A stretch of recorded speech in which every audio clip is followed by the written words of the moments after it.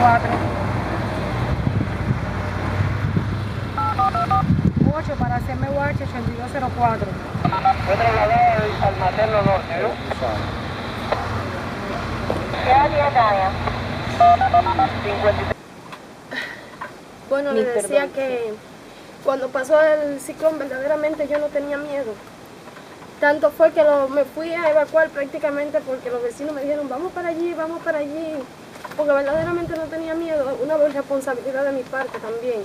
Reconozco que era una responsabilidad de mi parte poner mi vida de esa forma, pero bueno, no sentí miedo porque sé que hay un Dios muy grande y que nos guarda y nos cuida y nos protege.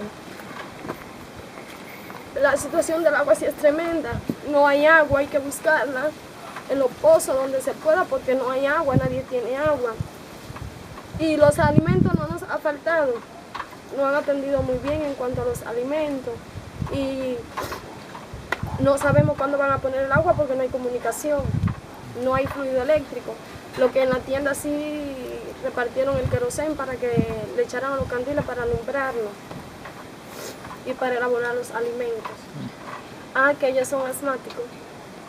Él desde los 4 meses estuvo ingresado en la UNDI con el asma, la falta de aire. Y por lo general casi siempre cuando hay cambio de temperatura le da mucho catarro, mucha falta de aire debido a esa enfermedad. A veces cuando hay mucho polvo también le sucede lo mismo. Y ellos toman medicamento para eso. ¿No piden a él? ¿A quién? ¿A usted? Sí, eso es Mayarí. ¿En la curva Mayarí? En Mayarí, la curva Mayarí.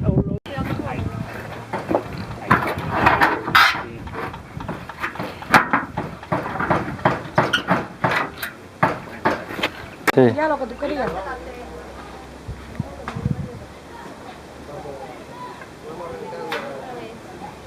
Míralo. No lo toques en el piso. Ya diciendo que... Oye, compadre.